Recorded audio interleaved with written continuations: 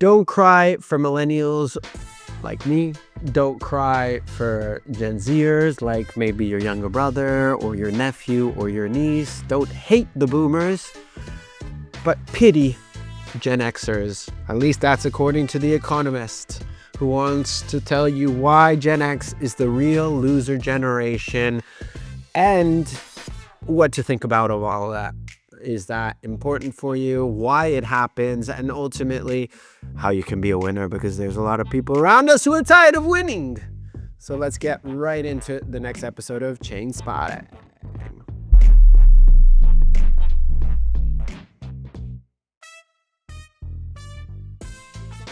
Welcome in, Chainspotters, to another episode of me reading and reviewing a couple stories that I found interesting from last week. Today we have one from The Economist titled, "Why Gen X is the Real Loser Generation." "We suffer," said Seneca, "more often in imagination than in reality."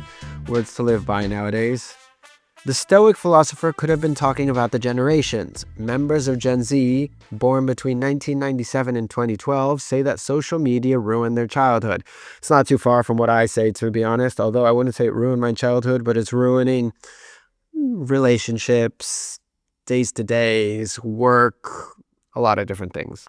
Millennials, between 1981 and 1996, I was born in 1988, for those of you wondering, 27 in May, it's coming up, complain that they cannot buy a house. That's true. Baby boomers, between 1946 and 1964, grouse that they face a uncertain retirement.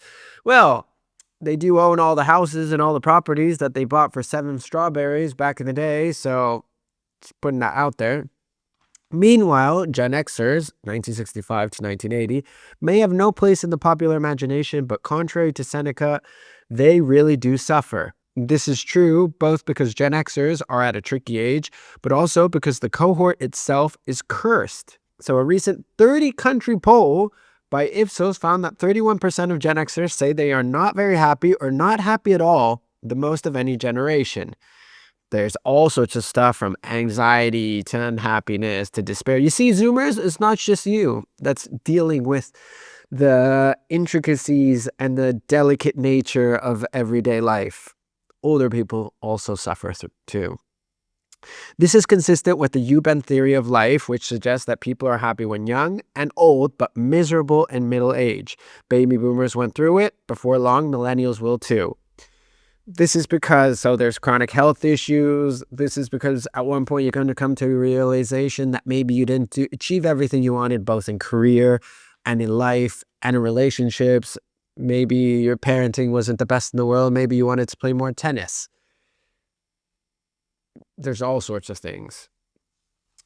Now, although Gen Xers will in time escape the U-bend, they will remain losers in other ways. This is a savage article.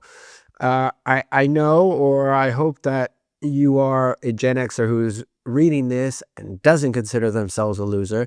I'd love for you to leave a comment if you think that's true, if you think that's untrue, if you're having any sort of anxiety, boredom, despair in life that you'd like to share with the crowd.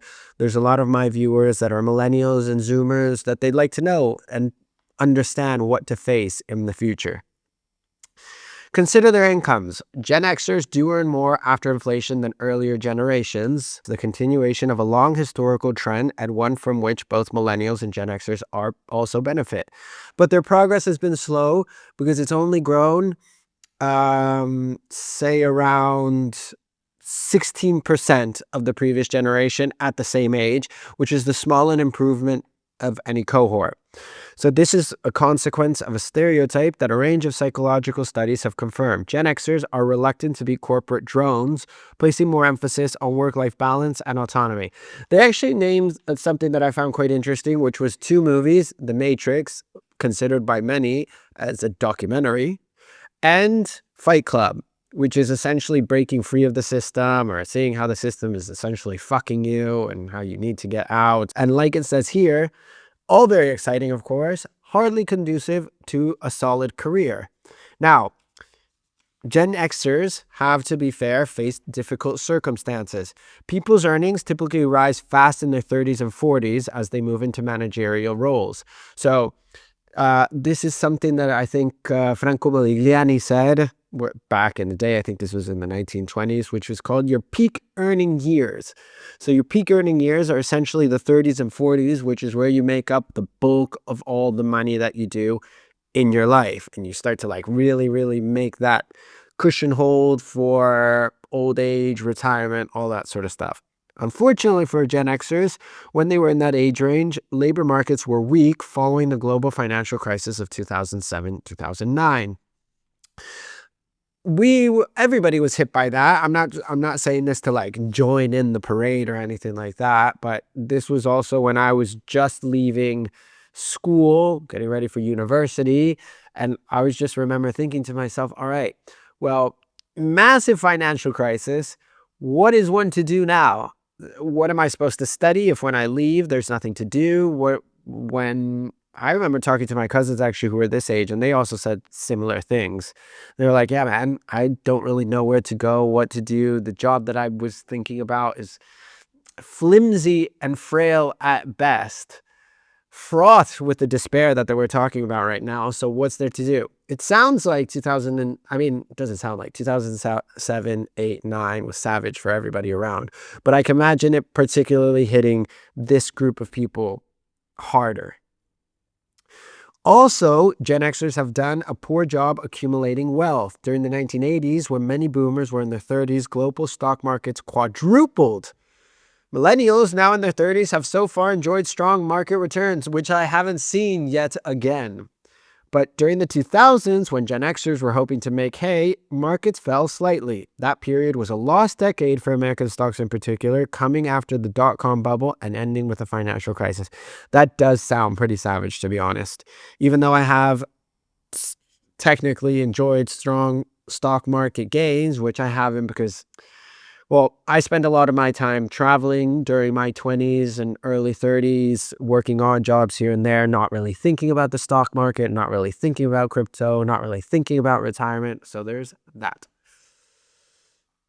But if you were thinking about it, you did well. Let me know in the comments if you've, not made considerable, but during your 20s, you took the idea that investing in stocks and equities or whatever it is was a good idea, and you started doing it, and how that's done for you, and if you regret it. Ultimately, I want to know if people regret investing or not investing, whether they regret any specific asset class that they might have invested or not. I'm sure that most of you have regretted not buying Bitcoin earlier, so let's remove that from the situation. But yeah, interested in the other, especially if you're a Gen Xer, if there are any sort of regrets there. What about home ownership, the ultimate symbol of intergenerational unfairness? The conventional narrative contrasts perma-renting millennials, with boomers who can enjoy 6 spare bedrooms. The big decline in home ownership rate happened from boomers to Gen Xers. But aversion to home ownership is in some cases a choice. Gen Xers may have imbibed a passage from Mr. Copeland's novel. When someone tells you they've just bought a house, they might as well tell you they no longer have a personality. That's a savage idea. Now, I'm a renter. I plan on being a renter for much longer. That's also because I'm not really sure where I want to live. The idea of owning a home isn't entirely enticing. And honestly, though, owning a home is completely out of my budget in life in general. It's super expensive. If I want to buy something, I have to find one that's way out in the periphery of the city that I'm living in. Also, I'm not really interested in getting in debt for decades with the bank and interest rates, which are quite high right now. So it's not something that I'm really thinking about. Whether that's a personality issue or not, that's a different story. I wouldn't say they've lost their personality. Maybe that's just is their personality. However, from their late 30s to their early 40s, the time when many people first get on the housing ladder, Gen Xers suffered from the effects of the financial crisis. It became hard to get a mortgage, and some of those who already had one foreclosed on their house and went back to renting. So yeah, that's tough. Now, there's some interesting data points here from Jeremy Horpetal, who tracks average wealth by generation, finds that at 31, the millennial to Gen Z cohort has about double the wealth that the average Gen Xer had at the same age. Now, according to the European Central Bank, if we're to believe them, find suggestive evidence of similar trends in Europe.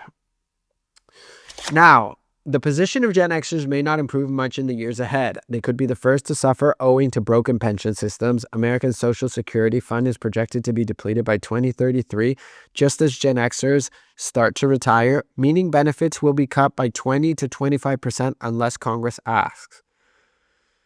Next time you see a quinquagenarian, at least give them a smile. I'm going to give you a smile. And I'm going to say, I don't think you're a loser, but I'm interested in figuring out what you have to say. As a millennial, I do know that sometimes I'm a bit hard on society, saying that this is the problem because social media and because COVID and the financial crisis. I didn't know a lot of these numbers. I didn't know that Gen Xers had such a harder time than what we're having. So I'm interested in figuring out what's going on, whether that's something that you're feeling, whether you're well off and you feel that you have bucked the trend and your friends and your family are sort of down and out, or if this is pretty true and rings true across, or this is just an outlier. Let me know what you think in the comments below. Choose your news, read you next week, and thanks for tuning in.